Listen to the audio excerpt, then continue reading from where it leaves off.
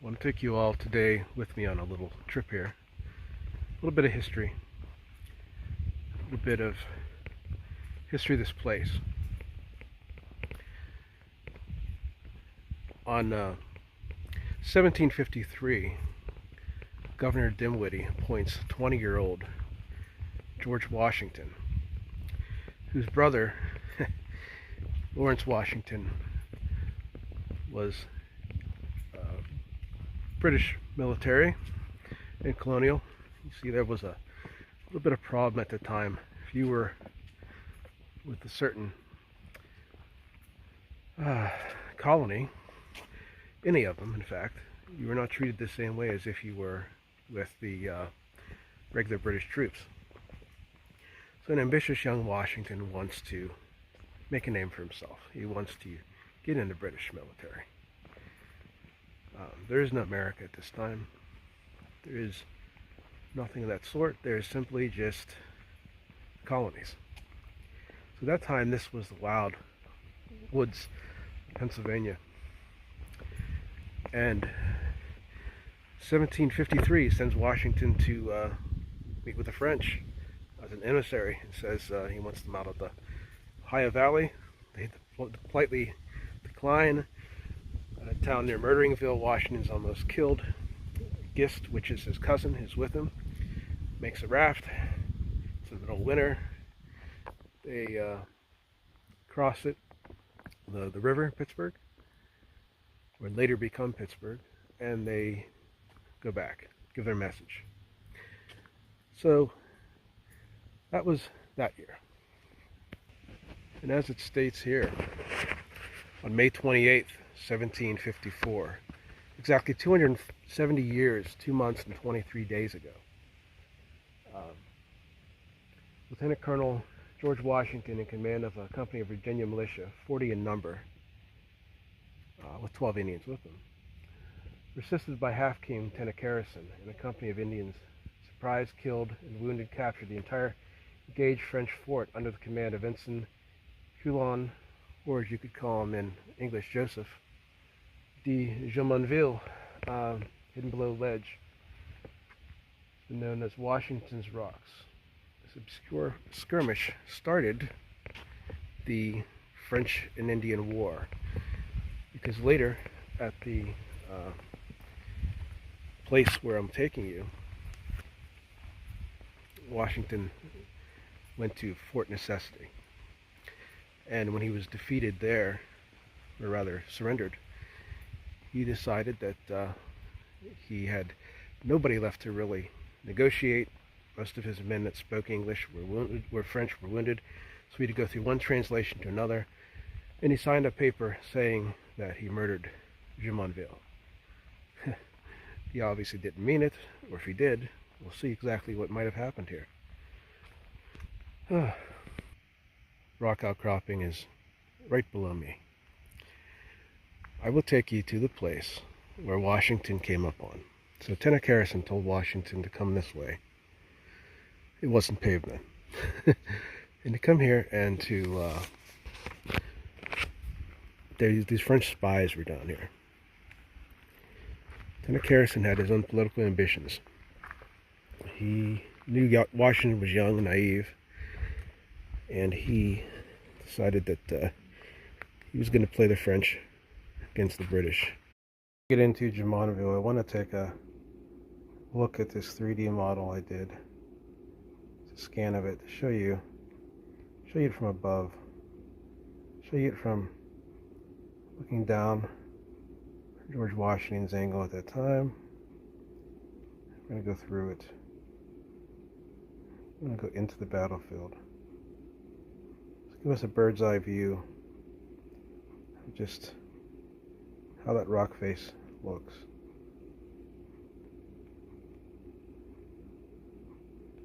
Looking up at it.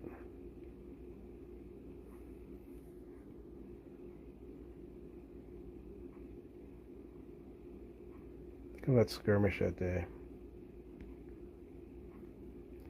Go back to the big tree. I go up a little higher if I decide to. Get some height on this. Turn around and closer look back and through.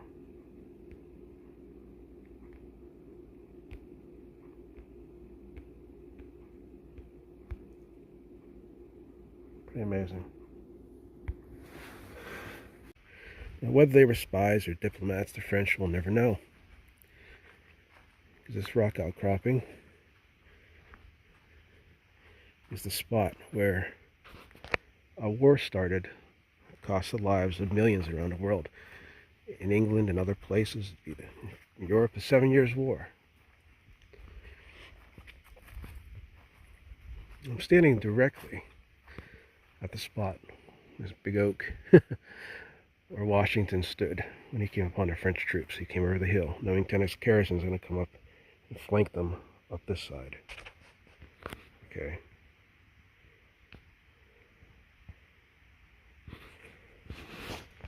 So Lieutenant Harrison's going to come up this way. The French are right down here. Washington, because there was only one wounded among his people, which would have been the French. Of course, all were killed, but one British guy that was killed was friendly fire. This is where he fired from.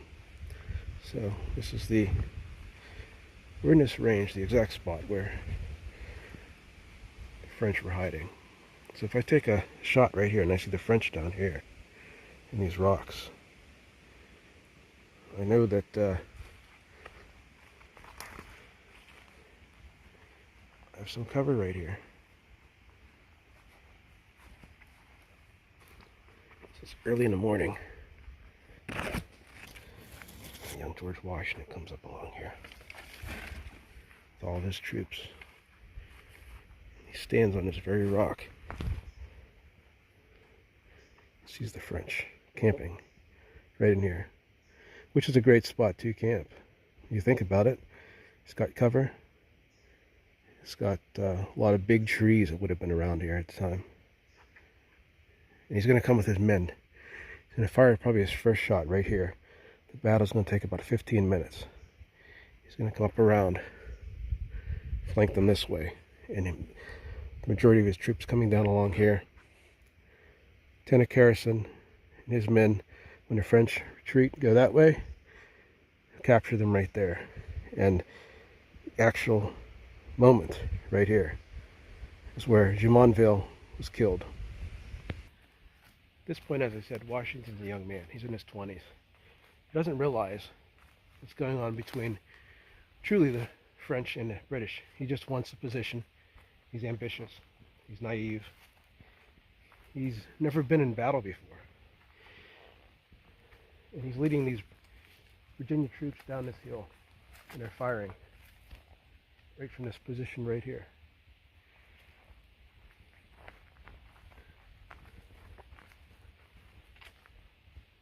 Pretty amazing, isn't it? It was 7 a.m. Most of the 32 French troops camped here, preparing for breakfast or just arising. And Washington fired pretty much first from the top of these rocks.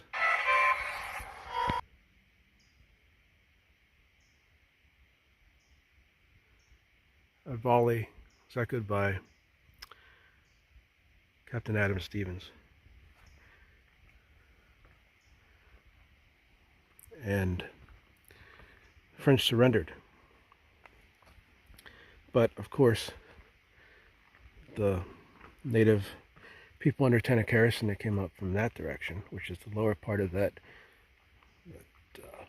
valley, did not want to have surrender.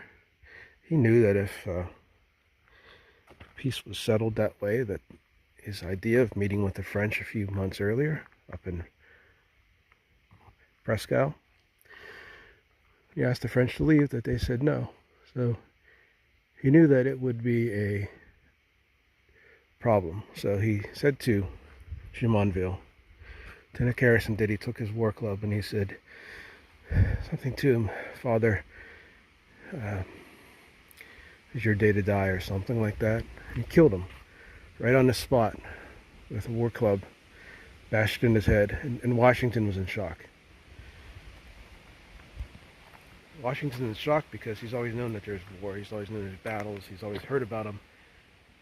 to see a man killed right in front of him surprises him beyond anything. The cruel reality of war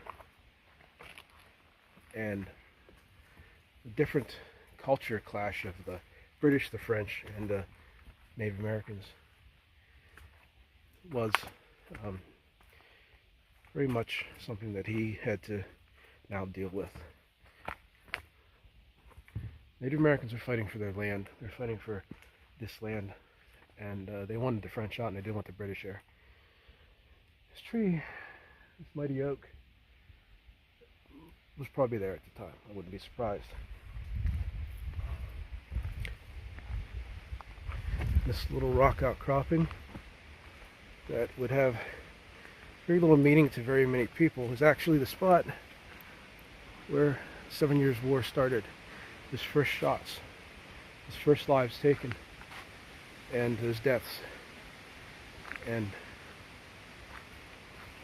millions of people died because of this action. The young, naive Washington was not expecting to have those ramifications of. Earlier in the year, I took a trip to Fort Necessity. If you really want to know more about that, I encourage you to go and look into that video. I put a lot of it online, and this was closed at the time. So I finally made my way back. I've had a rough year. This is where Washington, it all happened.